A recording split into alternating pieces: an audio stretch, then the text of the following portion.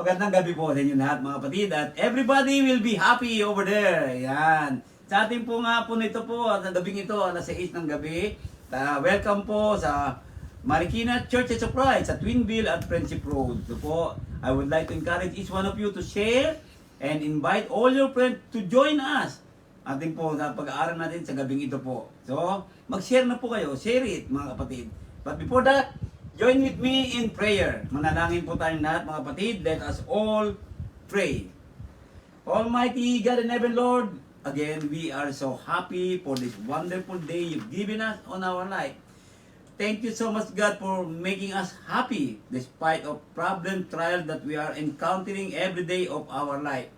Salamat po ng marami Panginoon Diyos sa lahat-lahat, lalo-lalo na po sa kapatawaran ng aming mga nagawang pagkukulang, pagkakasalang nagagawa sa iyo. Aming pong dinadalangin ngayon Panginoon sa banal na Espiritu na kami po ay pangunahan, gabayan sa aming pag-aaral upang maunawaan namin ang mga aral na ito. Kung paano po namin aalagaan ang mga pusong ipinagkaloob mo sa amin sa buhay na ito. Salamat po ng marami o Diyos sa iyo. Ikaw ang aming pinupuri at pinasasalamatan. Muli Ama, dalangin namin Panginoon na kaming lahat po ay magikayat ng maraming kaluluwa na mag-aral ng iyong mga salita sa mga pagkakataong ito. Salamat po muli Ama. Ito ang aming pananalangin, pagpupuri, pasasalamat sa pangalan ni Jesus. Amen. Okay po, magandang gabi po. Una po sa lahat, marami pong salamat sa panalangin ninyo, sa aming pong paggaling na po, sa aming pong sa karamdaman po na physical. Maraming pong salamat. And again, to all our viewers, so thank you so much again for all of you and please continue to be with us until we finish this Bible study. Hanggang matapos po natin po, tingnan po natin hanggang dulo ano po ang katapusan ng pag-aaral sa gabing ito. So habang pong sasalita tayo po, magpindot na po kayo ng mga Facebook ninyo, cellphone ninyo, para po mag-share na po, mag-invite po kayo. Mention all your name, no, mga kaibigan po ninyo na malalapit sa inyo dahil po ang pag-aaral natin gabing ito ay napakahalaga about puso. Alam naman natin, sinasabi nga ng mga doktor, ang puso daw ay traidor. Hindi natin alam kung kailan ang atake ng puso. Ano po, malusog ka, malakas ka, pero nandiyan pala, hindi mo alam kung anong puso natin. Pero dito, anong klaseng puso ba ang dapat natin pagsikapan na panatilihin ito ay malusog sa pagkakataong ito po. Ngayon po, ito po ang ating pagtatapik natin, keep your heart with all diligence. Proverbs chapter 4, verse 23 po ang ating pong teksto. Ayan. Na po, sabi niya nga dito, no? So, keep your heart with all diligence, for out of it spring the issues of life. Ayun pala. Ano nga ibig sabihin ng mula daw doon, nandun daw po ang spring the issues of life. Doon lumalabas ang mga issue ng buhay na binabanggit natin. Ano po? Marami tayong sinasabi, maitim ang puso mo, no? Ano ba ang puso? Ano ba? Gaano ka ba kalaki ang puso natin? Ayon sa mga scientifico, sabi niya kung gaano raw kalaki ang iyong peace, ganyan po, pag sarado ng palad mo, ganoon daw kalaki ang puso mo. Yan po ang sinasabi doon. Ngayon po, so, what about the Bible heart? Ayan, ano po. Alam naman natin ang puso sa physical, sa science, ito po nagbibigay, nagpapatakbo ng ating mga dugo, nagpapump po ng mga bagay na yan. Okay? The Bible heart. Sa Greek word, tinawag na cardia. Kaya pala doon pala galing yung cardiac arrest. Ano po? Cardia. Kung titingnan natin. The center and seat of spiritual life, sabi sa Bible heart. The soul or mind, as it is the fountain and seat of the thoughts, passion, desires, appetites, affection, purposes, and labor. Ayon sa Thayer. Ano po, dictionary na to na tinatawag. So kung titingnan natin, sa meaning nito, sa kahulugan nito, talaga siya pala ang sentro. Nandun po kasi lahat, doon daw nakaupo ang pag-iisip, yung ating mga passion, mga pagnanasa natin, mga appetite natin, andun po pala, lalo na po, ang pag-ibig. Ayan, ano po. Kapatid na Romel, Salazar, nandiyan ka ba? Alam ko ang puso mo. Ayan, ano po. Ang puso ni Brother Romel, talaga pong napakabuti po niyan. Tingnan natin. Napakasipag pa po niyan, ni Brother Romel. Now, heart in Hebrew can refer to one's emotion naman. No? Sa Proverbs chapter 12:25, Proverbs chapter 13 verse 12, Proverbs chapter 14 verse 10 and verse 13, sabi, but most often to his intellect naman sa Hebrew, such as understanding, yon, discernment, reflection, or will. So kung titingnan natin, ito palang puso, parang nandun na lahat sa kanya, ng pag-iisip niya. No? Na sinasabi doon sa Hebrew, sa Greek word, na binabanggit. So nandun pala yung mga bagay na yon. Kaya po, nais ko sanang samahan ninyo ako dito po. Magbubukas lang po ako ng isang sitas po sa Proverbs chapter 12:25 po. Pasensya niyo po ako at katatapos ko lang di halos umubo. Ayan, okay? So, mga kawikaan sa Tagalog po. Yan, chapter 12, verse 25. Tingnan po natin sandali kung ano po ang sinabi dito ni Solomon. Ang sabi niya po dito, mga kapatid, ang kabigatan sa puso ng tao ay nagpapahukot. Ngunit ang mabuting salita ay nagpapasaya. Ano ba ibig sabihin nagpapahukot? Para ito nagpapanlumo, no? Na kanlumo. And then, sa Proverbs chapter 13, verse 12, sabi naman po, ayan, ganyan na po ulit, ang pag-asa na nagluluwat ay nagpapasakit ng puso. Ngunit pagka ang nasa ay dumarating, ay punong kahoy ng buhay. So kung titignan po ninyo, nandun po ang intellect, pag-unawa, pag-discernment, at yung reflection. So pag sinabi ng reflection, kung ano pala yung nasa puso mo, yung pala nagre-reflect sa pagkatao mo. Ganun po ba? Titignan natin. Ayan. Tingnan po natin ngayon.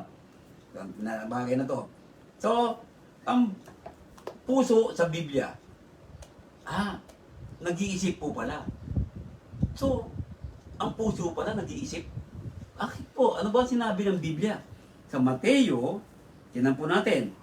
Mateo, chapter 9, verse 4. Basahin natin dito. At pagkaunawa ni Jesus ang kanilang mga kaisipan ay sinabi, bakit nag-iisip kayo ng masama sa inyong mga puso? O yun, ang sinabi ng Panginoong Jesus. Bakit pala nag-iisip kayo ng masama sa inyong mga puso? Sa madaling salita, ang tao pala, ano po, kapag meron kang masamang pagnanasa sa tao o may mga balak kang magto, iniisip pala ng puso mo yan na binabanggit. Ano po, na sinasabi. Katulad po na sinabi sa Mateo 15, verse 19 naman, ang sabi, sapagkat sa puso nanggagaling ang, ayun, ang masasamang pag-iisip. Kaya pala pag nag-iisip tayo ng masama, galing pala yan sa puso mo, kapatid. No? Na binabanggit, mga pagpatay, mga pangangalunya, ayun. Katulad ng pinapanood na mga Pilipino ngayon, ano? Yung si Elena, ano po? Pakikiapid, ayun, sabi, mga pagnanakaw, yung ano ni Rigor, ano po? Mga pagsaksi at di katotohanan, ayun. Nandun pala yun, nagsisimula sa puso. Ayan. Ano pa?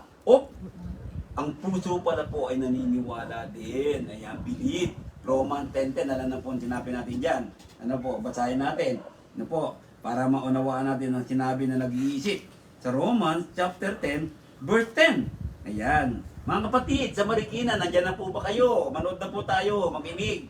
Okay? Sapagkat ang tao'y nananampalataya ng puso sa ikatutuwid at ginagawa sa pamamagitan ng bibig ang pagpapahayag sa ikaliligtas. Ayun pala sinasabi doon. For with the heart, man believes unto righteousness. Sabi doon. Yun. Then sumunod, ano ba? Trust. So ang puso pala ay may tiwala din pala. Ano po? Okay? Tingnan natin. Sa Proverbs, kawikaan ulit tayo mga kapatid. Chapter 3, verse 5. Basahin natin. Kanina po, no? Kanina, chapter 4 tayo. Chapter 3, verse 5. Ang sabi naman po, tumiwala ka sa Panginoon ng buong puso mo. So, ang pagtiwala pala sa Panginoon, hindi lang para dito, kundi sa buong puso mo, sabi niya doon. At huwag kang manalig sa iyong sariling kaunawaan. Ano po, sariling kaunawaan ang binabanggit doon. Ano pa? Ito ang gusto ng marami lahat eh. Ang pag-ibig, ano po, ayan, lalo-lalo na po yung mga kabataan, ano po, katulad po na nabanggit ko pangalan kanina, si brother, ayan, loves, ano po, see, at dito po, ang puso pala ay may kalooban din. Tingnan nga natin, ang sinabi po sa Exodus, chapter 35, verse 29, Exodus, chapter 35, verse 29, samahan niyo po ako mga kapatid, verse 29, ng chapter 35. Ayan. Natin po. Verse 29. Ang mga anak ni Israel ay nagdala ng kusang handog sa Panginoon. Bawat lalaki at babae na ang puso'y nagkusang nagpadala ng magagamit sa lahat ng gawain. So, nasa puso mo pala ang kalooban kapag meron pala sinasabi dito. Kapag kalooban mo pala, nagawa mo, magawin mo ito, magbigay ka, ay galing pala sa puso yun. Pero, totoo po ba yan? Kuminsan po kasi sabi nila wala naman sa puso, ano po? Kaya tingnan natin. Ang puso rin pala po ay nagre-reason. Ano ba yung nagre-reason sa Tagalog? No? Nagpapaliwanag. Ano po? See? Ano ba sinabi ng Panginoong Yesus? Sa Marcos. Marcos chapter 2, verse 6, at saka verse 8. Ayan. Ngunit mayroon doong nangakaupong ilan sa mga eskriba at nangagbulay-bulay sa kanilang mga puso. Ayan. Nagbulay-bulay, nag-iisip sa kanilang mga puso. Parang mga may alinlangan. Ano po? Verse 8, nagre-reason. At pagkaunawa ni Jesus sa kanyang espiritu na sila'y nangagbulay-bulay sa kanilang sarili, pagdakay sinabi sa kanila, bakit binubulay-bulay ninyo ang mga bagay na ito sa inyong mga puso? Yun. Yan, nagre-reason pala ang puso natin. Okay. Tingnan natin to mga kapatid. 2 Chronicle chapter 12 verse 14. At siya'y gumawa ng masama sapagkat hindi niya nilagak ang kanyang puso na hanapin ang Panginoon. So kung titingnan natin mga kapatid, kapag pala ang puso natin, sabi dito ang Malinda, no? Gumawa silang masama sapagkat hindi niya inilagak kanyang puso na hanapin ang Panginoon. So, sino mang ayaw maghanap sa Panginoon, ang sino mang wala sa Panginoon, no po, ay nakagawa pala ng masama dahil sa kanyang puso ay wala ang salita ng Panginoon Diyos. Huwag mo sasabihin ngayon na naniniwala ka sa Diyos, sumusunod ka, pero gumagawa ka ng masama. So, madaling salita, hindi pa nakatalaga ang puso mo. Diba sabi kanina, buong puso? Ayan. Ano pa yung sinabi naman ni Ezra? Tingnan natin. Sabi naman ni Ezra, chapter 7, verse 10, sapagkat inilagak ni Ezra ang kanyang puso. Pagkinin niyo mabuti, ano ba ibig sabihin nila inilagak?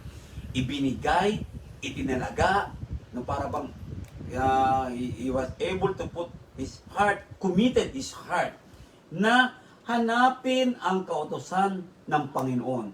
So this is very important mga kapatid sa ating lahat. We need to commit our heart in searching for the word of the Lord in order for each one of us to avoid every evil appearances in this world. Upang maiwasan ang lahat ng uri ng kasamaan sa mundong ito, we need what? We need to keep our heart with all diligence by committing our heart in looking, in searching for the truth of the Word of God.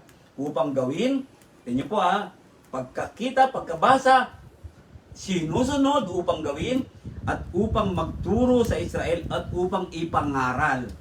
Tingnan niyo po mga kapatid. So hindi lang pala ito hindi lang pala hinahanap ang Word of God, kundi ito pala ay sinusunod at ipinapangaral pa.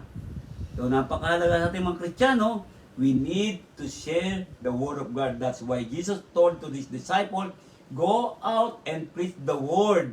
Tantinin niyo po, di ba? The Great Commission, okay?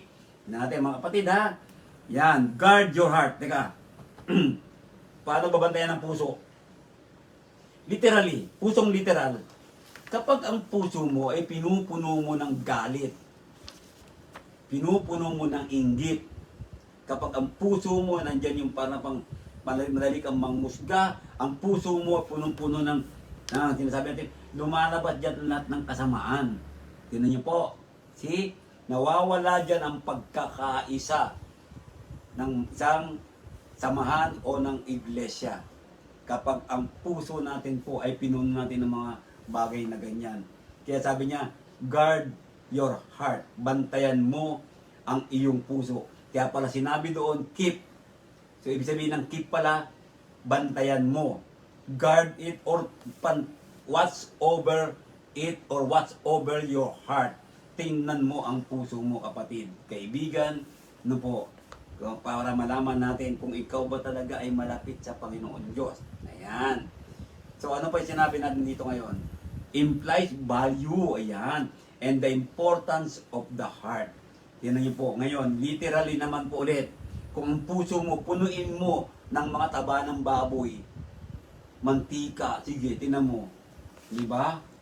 See, punuin mo yan ng puro karne ng mundong ito, lalo ng mga tinasabi natin ng mga baboy, yan, puro, wala yan, ginakain mo. Tinan mo, hihina at hindi ka nag-exercise. Ang puso mo, hihina po yan. Hindi mo binabantayan ang puso mo. Yan po, isang napakahalaga po ng walking, exercise, maging busy kayo sa iglesia, turo kayo ng mga bata, ayan. Yung pagturo ng bata, nandun, ang puso mo, nababantay mo, umaaktibo. Your heart is working.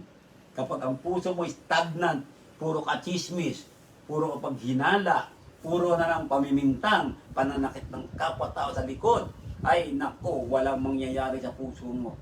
Ano po, sabi nga, di ba, traidor ang puso, ayan. See, implied the need for the heart to be protected. You keep it. Now, keep your heart. Ibig sabihin po nito, nag-i-imply na to, protektahan mo ang iyong puso. Kapatid, protektahan mo. Paano protektahan? Katulad ni Ezra, di ba? Kanina, no, itinilagan niya ang kanyang puso. So, sabi dito it is in danger or jeopardy. Tinan niyo po mabuti ang sinasabi. Now, let us read again. Keep your heart, with all diligence. Anong ibig sabihin ng with all diligence? O, ng buong pagsisikap. Sabi niya dito, buong sikap. Ayan. Tingnan natin. Literally, the Hebrew text says more than all vigilance. Ano ibig sabihin nun?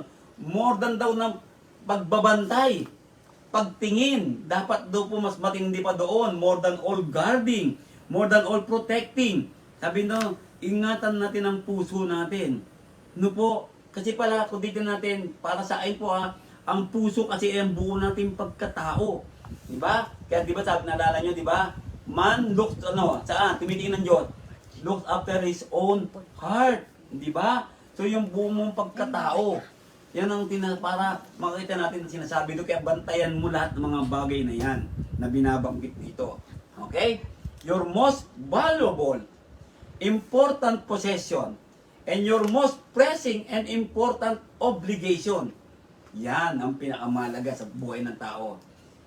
Tandaan niyo po, kapag tumibok ang puso, pero kapag hindi tumibok ang puso, ano mangyayari?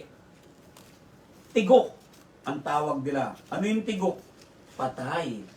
Kaya yan ang pinakamahalaga sa tao eh. Bantayan mo ang puso mo, kapatid. Bantayan natin ang ating mga puso. In Proverbs chapter 23 verse 7, basahin po natin ang sinabi po sa Proverbs chapter 23 verse 7. Ito po sinabi po. Kawikaan, Tagalog ulit. Proverbs chapter 23 verse 7. Ang sabi niya dito ulit, sabi niya, sapagkat kung ano ang iniisip niya sa loob niya, ay gayon siya. Tingnan niyo po, sabi kanina, di ba, appearances, ganun ka. Kumain ka at uminom ka, sabi niya sa iyo. Ngunit ang puso niya ay hindi sumasa inyo. Di ba? So, kuminsan kasi ang tao kasi nagwo-worship, pero ang puso malayo sa Diyos. Hindi po, ang puso, sabi kanina nag-iisip, no? Pero ang isip, iba ang iniisip. Hindi ang Panginoon Diyos. Ganyan po, may nagbibigay, may tumutulong, pero wala pala sa puso. Bakit? Pakitang tao lamang po. Yun po yung sinasabi. Pero wag din kayong maghuhusga. Hindi dapat kayo naghuhusga pag may nakita kayo nagbibigay, ipapakain ng mga bata, wag niyo pong husgahan. Kaya nagpapakain niya kasi ganito eh. Hindi po natin alam ang puso ng tao. Ang pinag-aaral dito dapat po hindi tayo ganun. Ayan, ano po? Okay? Ngayon, Satan's target. Ano ba yung target ni Satan? Talino si Satanas, ano? Ano po? Your emotion, mind, and desire. Yan ang tinatarget ng Diablo. Nasaan ngayon yan?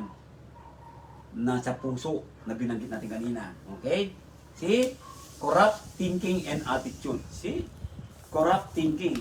Yan po. Kasi sa Biblia po, kuminsan ito ang tinatawag na puso, kuminsan ito ang tinatawag na isip. So, kung titignan natin, no, interchangeably, the Bible uses this heart. Sometimes this is heart, sometimes this is mind, sometimes this is heart, sometimes this is mind. Kung titignan natin. So, corrupt thinking, yan ang tinatarget kagad ng Diablo. Okay? Kaya sabi ng Biblia, di ba? Renew your mind. Di ba? Pansinin niyo mabuti. The Bible told us to renew our mind because God knows what is Satan's targeting on our life. Ayan. Yung mga destroy faith. Ano yun? Nagkikreate ito ng doubt, nagkikreate ito ng takot, worry, anxiety, hopelessness, walang pag-asa. Naalala niyo mga pinag-aaralan natin nakaraan, di ba? See? So, yan ang tinatarget ni Satanas. Kaya po sabi niya, bantayan ninyo ang inyong puso. Yan sabi ng Panginoon, do not worry. Sabi ng Panginoon Diyos, do not doubt. No, fear the Lord. Do not fear, sabi ng Panginoon Diyos. Ano ba? Always have hope. Diba? Ang Panginoong Isus, kapag yung mga bagay na yan, hindi mo binantayan ang puso mo at nagtumating ang problema sa buhay mo, dumating mga bagay na pagsubok sa buhay mo, yan, nagkikreate na ng doubt. So, huwag mong hayaan yan. Bantayan ang puso. Ano po? Huwag mong hayaan na magkaroon ka ng takot. Ano po? May nagkaroon ka ng problema. Ano po? It's natural na matakot tayo. Pero, iba po yung takot na inaalis mo na ang Diyos. When you fear, commit to God. Lord, natatakot po ako, pero nandiyan ka. Katulad ni Pedro, sumigaw ng, Lord, save me. If you fear, pray to God, and He will save you. And Satan will not have chance, wala siyang tsansa na ikaw ay sirain. Erosion of moral and doctrinal belief. Mga nabubulok na, alawangin yung mga pag-uugali mo ng sinasabi nito. Yan ang tinatarget ni Satanas. Ano po? Ano pa? Yan, integrity. Ano yung integrity sa Tagalog? Katapatan. See? Tingnan niya mabuti.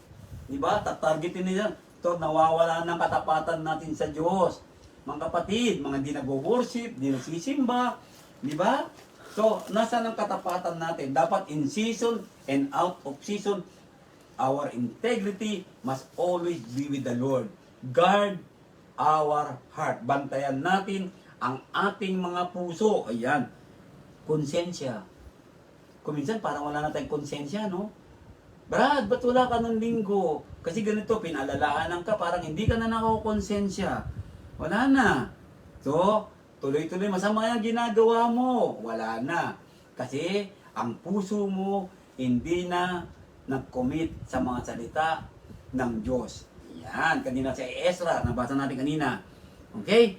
From it at the outflowing or outgoing of life. Nandun pala lahat sa puso. Yan, literally. Ano po? Ano sinabi? Your heart is like a spring of water. Ano ba yung spring of water? Ito pa yung mga bukal ng tubig. Sabi doon, from which continually flows ang pag-iisip, mga salita, mga gawa, at mga plano. Ayan. Beneficial and repulsive or destructive and poisonous. Sino nyo po, anong klaseng spring ang lumalabas yan? Ano po, nakaka-benefit ba yan? Nakaka-repress ba yan? O nakakasira yan? O nakakalason? In Matthew chapter 12, verse 34 and 37, let us read this one. Tignan niyo po, Matthew chapter 12. Tayo po natin mga kapatid, samahan niyo po ako. Andiyan pa po ba kayo? Matthew chapter 12, verse 34 to 37 po. Ayan. Ano po ang sinabi dito mga kapatid? Basahin natin. Sabi niya, kayong lahi ng mga ulupong. Paano kayo na masasama ay makakapagsalita ng mabubuting bagay? Ganda ng tanong ano po? Pero di ba may masama naman nagsasabi ng magandang bagay? Di ba? Hoy, ang ganda mo pero sa loob pala. Sama ano? Ayan. Sapagkat sa kasaganaan ng puso ay nagsasalita ang bibig. Ang mabubuting tao sa kanyang mabuting kayamanan ay kumukuha ng mabubuting bagay. At ang masamang tao sa kanyang masamang kayamanan ay kumukuha ng masamang bagay.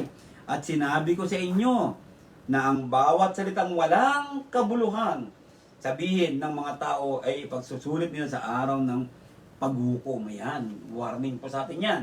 Sapagkat sa iyong mga salita, ikaw ay magiging banal. At sa iyong mga salita, ikaw ay hatulan. So, saan nanggagaling ang salita? Sa puso natin, sabi doon. Doon nagsisimula yun. Ayan, ang binabanggit doon. Okay? Ngayon, from it are thou flowing, then Lucas chapter 6 verse 45.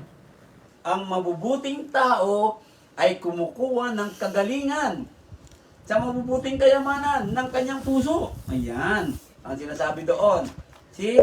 Ang mabubuting tao daw ay kumukuha ng kagalingan sa mabubuting kayamanan ng kanyang puso. Ayun pala yun.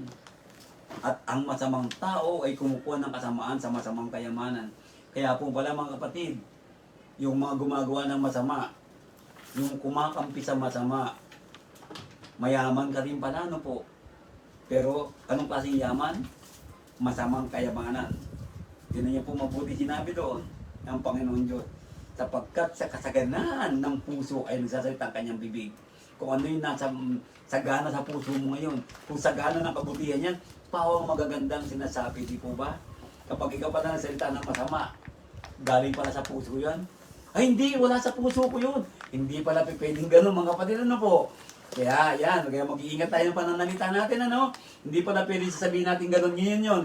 Hindi, wala naman sa puso ko yun eh. Pero nasa puso pala galing yan. Ayan, ingat po ha. Mga kapatid tayo. Ayan, ito, binasa ko na po kanina. Ayan. Okay? Ngayon, tingnan natin to. From it, binanggitan, Mark chapter 7, verse 21 to 23. Ayan. Sapagkat mula sa loob, ayun, mula sa loob, mula sa puso ng mga tao, dumalabas ang masasamang pag-iisip. Ayan. Ano po, kapatid? Ano bang iniisip mo ngayon? Ikaw ba ay nag-iisip na nagugutom ka, kumakain ka habang nagba-Bible study tayo? Okay lang naman kumain habang nagba-Bible study po.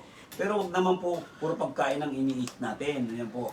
Wag naman po tayo na, mga kapatid na, tinatawag dito na habang nagba-Bible study, nanonood ka pa ng TikTok o nanonood ka pa ng mga Instagram dyan. Dito lang po tayo sa Bible study. Ayan po. Okay? Yan sabi doon, mga pakikiapid, mga pagnanakaw, pagpatay, mga pangalunya, ang mga kasakiman, ayan. Kaya po mga kapatid pagdating ng giving paglinggo giving natin, huwag tayo maging sakim ibigay natin ang para kay God. Ano po? Mga kasamaan, mga pagdaraya, yun. Kung minsan dinadaya na daw natin ng Diyos, huwag natin dayain po ang Panginoon Diyos. Ano po? Ano? Kapag dinadaya mo pala ang Diyos, nasa puso mo pala yan. Kapatid, ano po? Ano ba? Kaya po pag magbibigay kayo ng paglinggo, ito payo lang po, payo. Advice. When you are going to worship on Sunday to give, Saturday pa lang po, ihanda mo ng bibigay mo. See? Ayan. Matang masama, kalibugan, kapusungan, kapalaluan, kamangmangan, ayan. Ang lahat ng masamang bagay nito ay sa loob, nagsisipang galing at nagkakahawa. Ay! Nakakahawa sa tao. Kaya naman pala, tinan nyo po, iba yung mga chismosa, nakakahawa pala yan. Kaya wag na po mapagchismisan dyan, ano po? Ayan, nakakahawa pala yan. Hoy, tara, swimming tayo. Nakakahawa pala yan. Imbis na, mas maganda ganito po. Halika, mag-worship tayo pag linggo. Nakakahawa din po yan. Pero, hindi naman nagagawa. Dapat po gawin natin lagi yan. Kahit tayo pag linggo. Ano po, ipakita mo na ikaw ay may pusong tapat na para mahawa sila. Ayan. James chapter 3, 10 to 18. Sa bibig din lumalabas ang pagpupuri, paglait. Yung sinasabi ko po kanina, mga kapatid ko, ang mga bagay na ito ay hindi nararapat magkagayon. Ang bukal bagay sa isa lamang siwang ay binubukulan ng matamis at mapait. So hindi po pwede lumabas po ang mabuti at masama sa puso. Hindi pwede pala maghalo. Ano po, dapat po kung mabuti, mabuti ka na lang. Huwag mo nang haluan ng kasamaan. Ano po, dahil po ang bukal, hindi po, bukal na tubig, hindi po nahaluan ng mapait yan. Puro matamis po ang bukal na tubig. If you were able to experience drinking, sinasabi natin na spring of water in the mountain, napakatamis po ng tubig doon. Never na nahaluan ng mapait.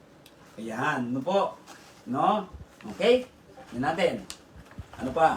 James, sabi niya, maaari baga, mga kapatid ko, na ang puno ng igos ay magbunga ng aceitunas? Ngayon, maaari ba ang kamatis mamunga ng talong? O ng mga igot ang puno ng ubas? Hindi rin naman babalungan ng matamis ang maalat na tubig. Ganyan po. Di ba? Sa dagat ba? Pag naliligo kayo, mayroon ba kayo natikman na tubig ng matamis? Wala. Lahat maalat. Hindi pwede. Sino ang marunong at matalino sa inyo? Ganun tanong sa atin mga kapatid. Sino ngayon matalino sa atin? Yan. So ipakita niya sa pamamagitan ng mabuting kabuhayan ang kanyang mga gawa sa kaamuan ng karunungan. Pati ninyo itong verse na to ha, mga kapatid ha. Itong verse 13 ha. Sabi doon ha, tinan nyo mabuti. See? So, ang matalino pala at marunong ay pinapakita ito sa pamamagitan ng mabubuting kabuhayan. Paano magkaroon ng mabuting kabuhayan? Maganda ang puso mo dapat. Diba ang puso nandun kanina, nag-iisip, may emosyon nandun lahat. Sabi doon kanina. Okay? Yan na natin. Sabi sa verse 14, ngunit kung kayo'y mayroong mapapait na paninibugo, ayun. Mga inggitera, tinan niyo po, si selos-selos, at pagkakampi-kampi. Ayan, mga kapatid, sa iglesia po, sa church. No? Kaya nagkakaroon po ng kampi-kampi. Kasi yung mga puso natin, hindi natin tinalaga, we did not commit our whole heart to the Word of God.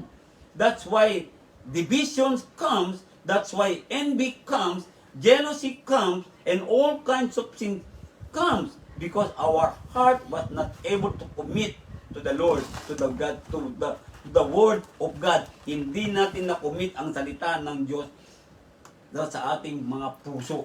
O hindi natin na-commit ang ating puso sa mga salita ng Diyos. Kaya huwag nyo sasabihin po na kayo ay Kristiyano.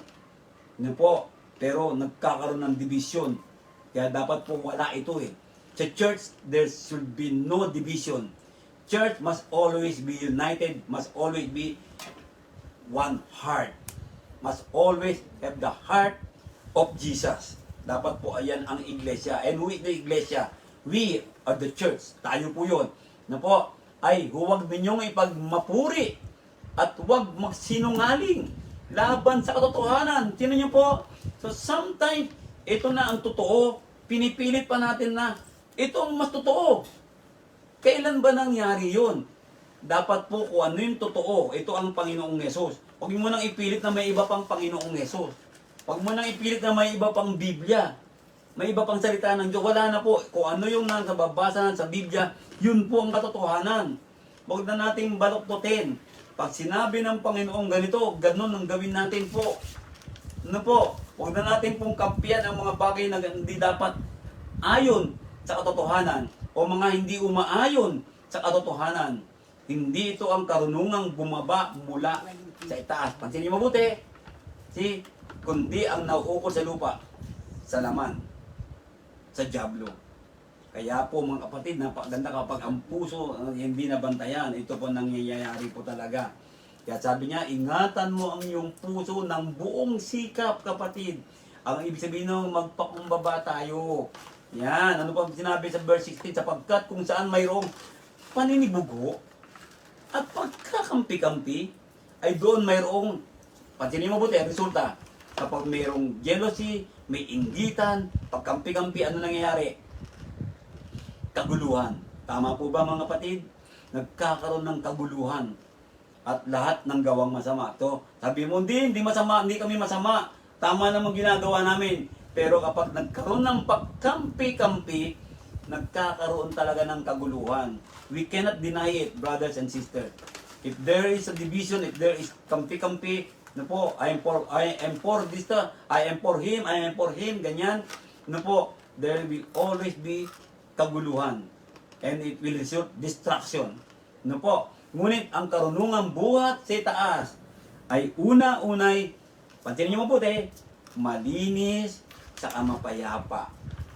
Panayad, madaling panaingan, madaling pakinggan, madaling unawain, puspos ng kaawaan. Sino niyo po? Puno ng awa at ng mabubuting bunga.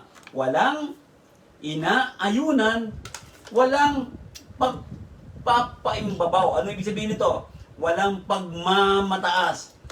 Yan, dan niyo mabuti. Walang pagmamataas. Dapat ganyan po ang puso natin lahat, kapatid. Kapag ganyan po ang puso ng mga Kristyano ngayon, kapag ganyan ang puso ng church, ay walang magpapaimbabaw, walang ako magaling, walang ganito. So wala pong magkakaroon ng pag-iwalay, wala pong magkakaroon ng division o grouping, kundi magkakaroon po ng pagkakaisa talaga.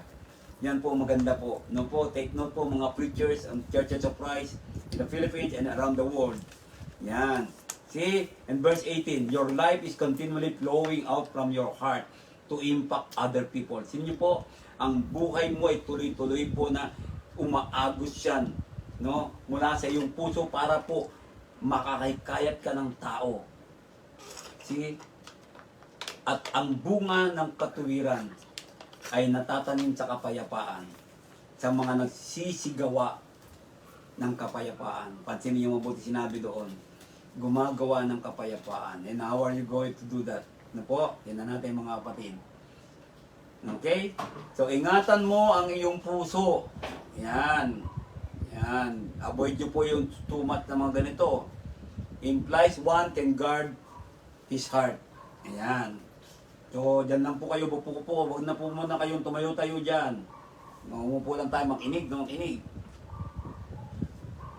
One's thoughts, desire, affection, value, at kalooban can be determined and controlled.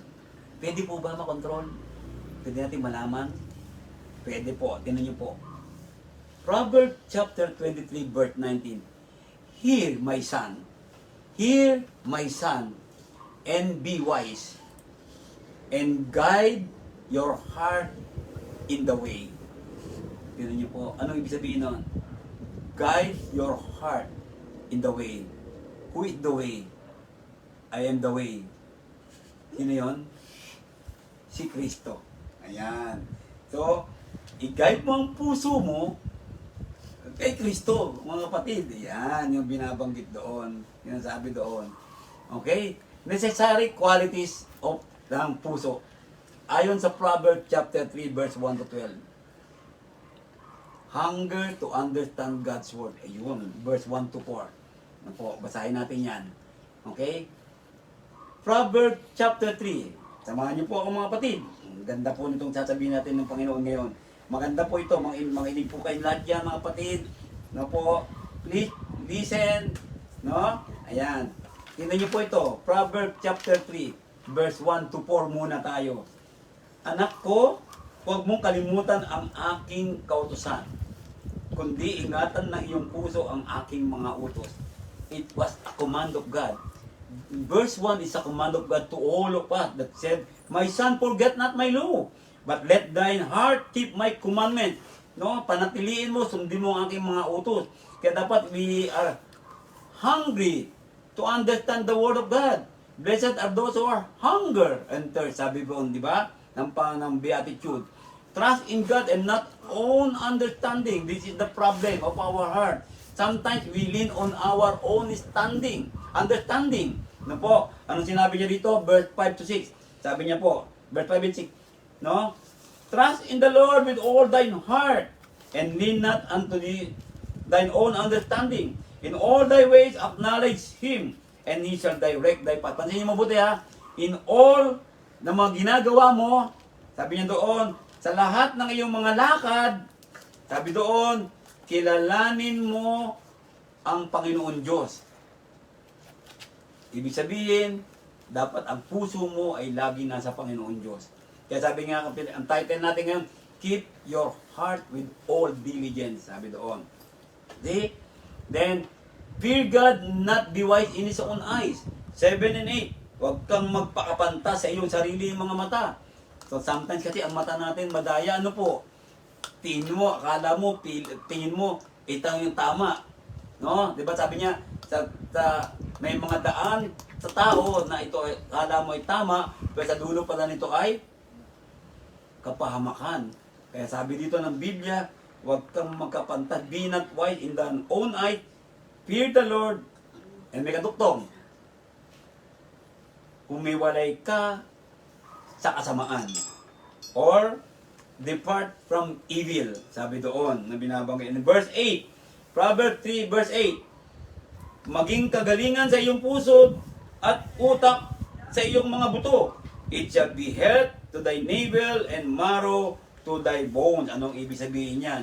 Dapat daw, ang mga salita ng Panginoon, ito ay maging sa iyong puso at utak sa iyong mga buto. Ayan.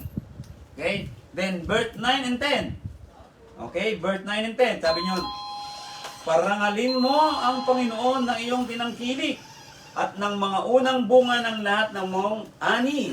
Sabi doon, bansin mo mabuti, honor the Lord with thy substance. Lahat po ng pag-aari mo, purihin mo ang Diyos diyan. Dahil sabi ko nga, wala naman tayong pag-aari sa mundong ito eh.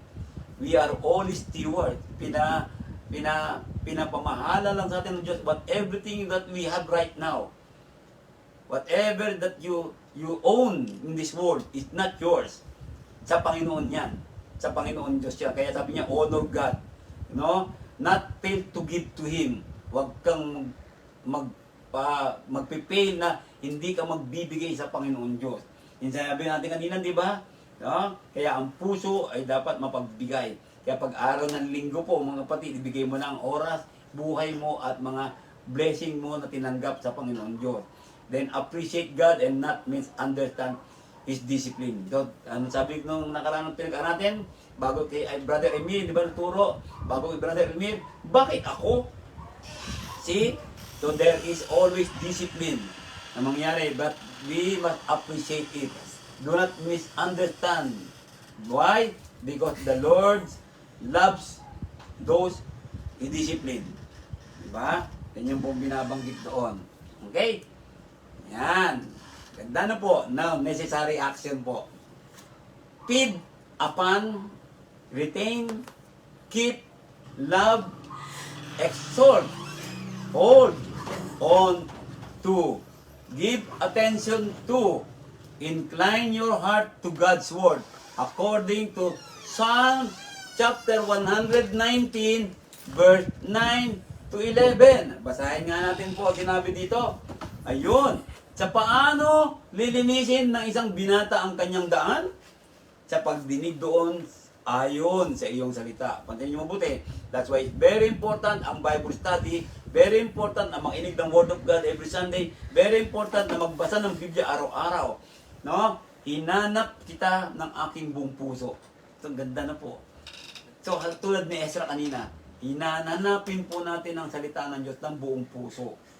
If we search for the truth of God's Word, then you can see God. No, di ba? Blessed are the pure in heart, for they shall see God. Ang ganda po na sinabi doon. Huwag nawa akong malihis sa iyo ng mga utos. Ang salita mo ay aking iningatan sa aking puso upang huwag akong magkasala laban sa iyo. Kaya pag nagkakasala tayo po talaga, diba kanina ang puso, nandiyan ang pagnanasan, desire, tingin niyo po, so, inaalis kasi natin ang salita ng Diyos sa ating mga puso. Ang malinaw ang sinabi dito, dapat ingatan natin ang salita ng Diyos sa ating mga puso. Ito ang magbibigay sa atin ng paraan upang hindi tayo magkasala. Tandaan niyo po, ang kasalanan, kailanman kapag ito ay patuloy mong ginagawa at alam mo na ito ay mali, ginagawa mo pa, yan ang magbibigay sa'yo ng danger na hindi ka makakapasok sa kaharian ng Diyos sa langit. Kaya po titingnan natin, govern your intake. action and associate. Ano yon? Mga paningin mo, pakikinig mo, kamay mo, ano ibig sabihin nito? Exodus chapter 18, Ezra chapter 18 verse 31. Sabi doon, purify your thoughts, desire, and deeds. So dapat ganyan po ginagawa natin sa ating mga puso, kapatid. No? Pakainin mo ang puso mo ng salita ng Diyos. I-retain mo ang Word of God. No? Sundin mo lagi o panatilihin mo ang salita ng Diyos. Mahalin mo ang salita ng Diyos. Itaas mo ang salita ng Panginoon Diyos. Panghawakan mo ito. Tingnan, bigyan mo ng atensyon ang mga salita ng Panginoon sa Bible study, sa mga naiinig natin. At higit sa lahat, i-incline your heart. Ano po? Incline your heart. Napakaganda po. Then, govern your intake. Pang tingnan mo kung ano yung mga action mo, kung ano yung mga kinakasama mo dito. Tingnan mo kung ano yung mga nakikita mo, mga naririnig mo. Bantayan mo yan. Bantayan natin lahat yan. Then, linisin mo ang iyong isip. Be transformed by the renewing of your mind. Sabi nga sa atin sa Romans 12. Hindi po ba? So, napakaganda po mga kapatid sa ating pag-aaral nito. Iyong iwaksi ang lahat niyang pagsalangsang. No po, ano ibig sabihin ng pagsalangsang? Paglabag sa utos ng Diyos. Sin is transgression of the law. Ang kasalanan ay pagsalangsang o paglabag sa kautosan ng Diyos. Kaya sabi Diyos na inyong isinalangsang at kayo'y magbagong loob at magbagong diwa. Kapatid, mga nakikinig po ng di pa Kristiyano, repent now. Repent and change your mind. Ano po? Sapagkat bakit kayo mamamatay? O angkan Israel? Ngayon, tanong natin, bakit ka mamamatay? Dahil ang salita ng Diyos ay wala na sa iyo. Tandaan mo yan. Iwinaksi mo na ang salita ng Diyos. Itigil mo na. Itigil mo na ang ginagawa mong mali. Tandaan niyo po. See? Busugin mo ang iyong puso ng salita ng Diyos. Huwag kung ano-anong hinakain natin dyan na mga kasamaan. Yan. Ano natin po. Okay, removing the clutter and the weeds. Ayan, natatawa po kami dito. Ano po? Removing the clutter and the weeds. Ano po ibig sabihin nito? Doubt, fear, anxiety. Pero niya po, ano ba yung doubt? Ano yung doubt, Danieli? Ano yung doubt? Alinlangan, fear, takot, anxiety, yung bang worry, ano po, ang tinatawag natin. Then, discouragement. Teka. Di ba nadi-discourage tayo? Ayun. Pero dapat daw po, huwag tayo ma-discourage ha. Ma-discourage saan? Huwag kang ma-discourage sa mga salita ng Diyos. Kapag ikaw ay nakarinig sa salita ng Diyos, nasaktan ka, huwag kang ma-discourage. Kapag ikaw ay dinidisiplina ng Panginoon, huwag kang ma-discourage. Lalo ka nga dapat maging malapit sa Panginoon Diyos eh. May sabi nga sa akin, no? May marami akong problema, dumadami na problema ko. Ba't dumami ang problema mo? Na-discourage kasi lumalayo ka sa Panginoon Diyos kaya dadagdagan discouragement mo. You will gain more discouragement if you continue to neglect if you continue to neglect the fellowship of the brethren, if you continue na hindi ka makisalamuha sa pagsamba, kaya lalong dadami yan pong doubt, fear, anxiety mo eh. Kaya dapat tanggalin mo na yan. Paano matatanggal? Kanina sinabing action. Ang salita ng Panginoon Diyos ay ilagay mo sa iyong puso. Anger, resentment, ayan. Ano po, sabi, di ba? See? So, yung galit kasi kuminsan, resentment eh. Hindi matanggal-tanggal kaya humihina ang puso natin. Literally ha, literally po, yung galit, resentment, nakakahina po yan ng puso. Makakapanlambot yan sa pagkatao mo, sa literal mong pagkatawan. Makaka-apekto yan sa mga laman loob mo. Kaya tanggalin mo yan, mga damo na yan. Jealousy, envy, ito, envy. Kuminsan kasi nakakaano po, no? Bakit sometimes, why there are some Christian continue to have this kind of feeling na may envy. Bakit may mga Kristiyano pa pong gano'n na may envy? Dapat po, Yes, natural na may mainggit ka, pero wag kang tanggalin mo na yan, inggit na yan. Isa lang pong damo yan na magpapahina ng iyong pagiging isang Kristiyano. Tanggalin po natin dapat yan. Ano po? Ano pa sumunod? Bitterness. Bitter ka lagi. Ano po? Di ba? So, huwag kang maging bitter. Kapag may kapatid kang umuunlad, magpasalamat ka. Kapag may kapatid kang ganito, di ba? No? Patuloy kang magsaya. Huwag kang maging bitter sa pag-unlad ng isang kapatid. Ano po? Dapat ka masaya nga tayo. Dapat yan di ba? So, kapag may kapatid na gumagawa ng mabuti, ano po? Dapat huwag tayong mainggit dyan. Dapat tayo tayong maging bitter. Hindi, tumulong ka pa. Makibahagi ka pa sa gawain na ganyan. Makakasira po yan ng puso mo, kapatid. Ano po? Kaya ang puso kapag mayroong anger, hatred, yung hatred po yung bang tinatanim mo sa puso mo, sabi mo na pinatawad mo na pero hindi pa rin pala, yung po yun. Pwede kang magpatawad pero ayaw mo makita yung tao dahil para hindi na maungkat muli ang mga nagawa. Okay lang po yun. Pero yung magpatawad, yung nagpatawad ka pero galit na galit ka pa din, tuwing maririnig mo yung pangalan niya, ano po, para bang binubuhusan ka ng kumukulong apoy, hindi dapat na po yun. Masisira lang po ang iyong puso, kapatid. Mawawala po ang puso mo dyan. No? And grief, ayan, lungkot. Ano po, bakit ka malulungkot? Natural lang po ang lungkot sa buhay ha. Pero yung malulungkot as if wala kang Diyos. Mali na po yun. Tandaan mo, merong iglesia. Kaya nga po, di ba, sabi niya, share your burden with one another. By this, you fulfill the law of right. And what is the law of right?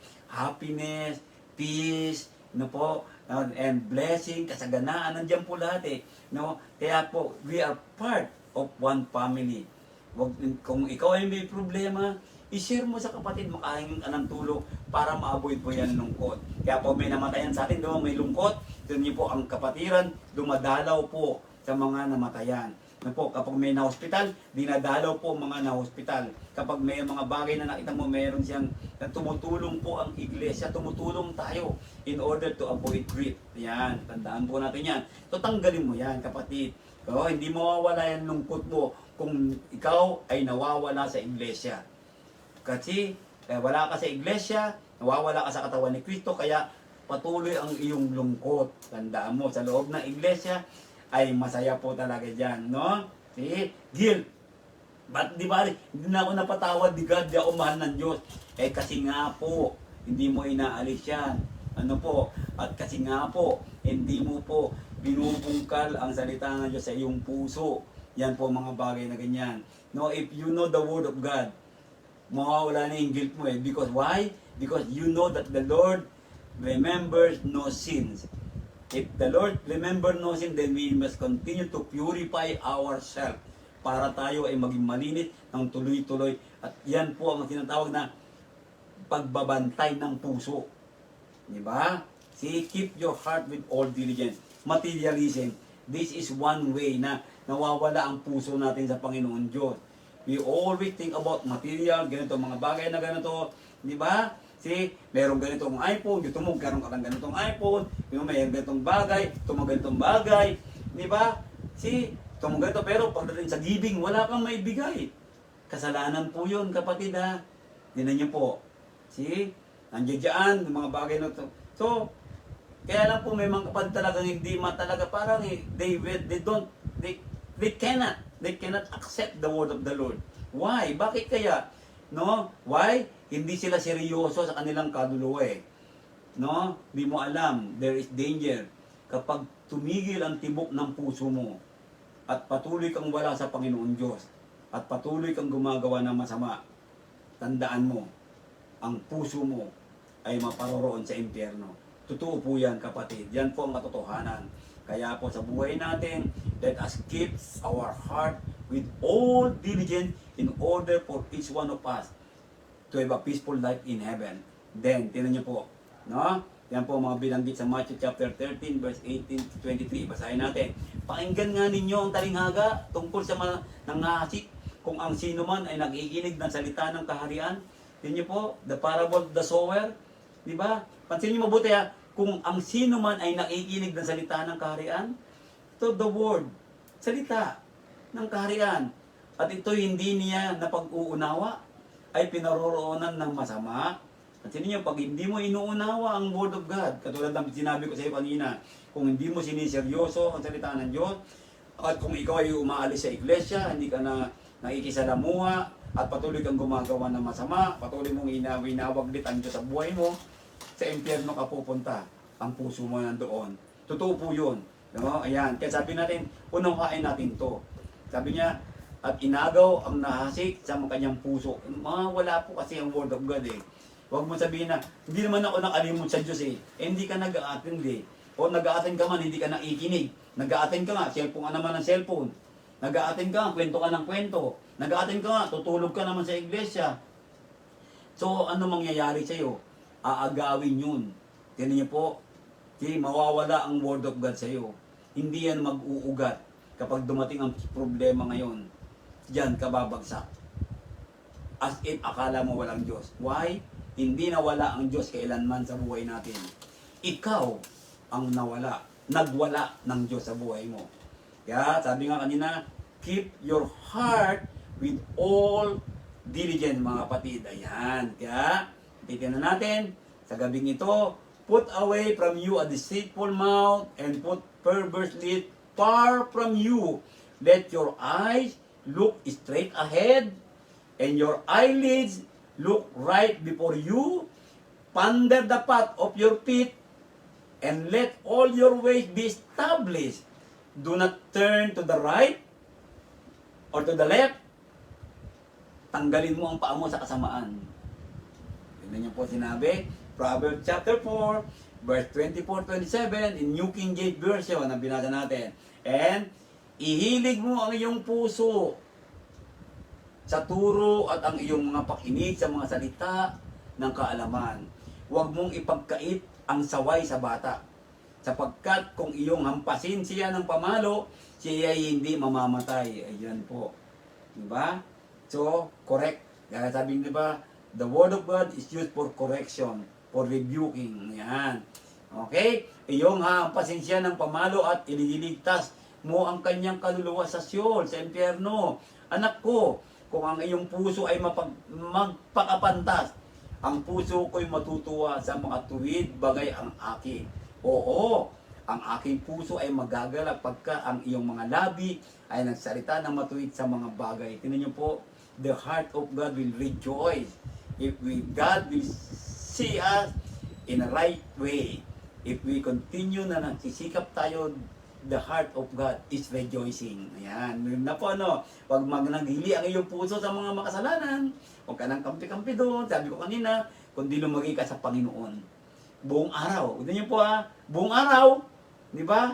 Ano ibig sabihin ng buong araw? Monday, Tuesday, Wednesday, Thursday, Friday, Saturday, Sunday. Araw-araw pong ibig sabihin noon. At buong araw, sapagkat tunay na may kagantihan ang iyong pag-asa ay hindi mahihiwala. Hindi mawawala ang pag-asang langit sa atin. Makinig ka, anak ko, sabi ng Diyos.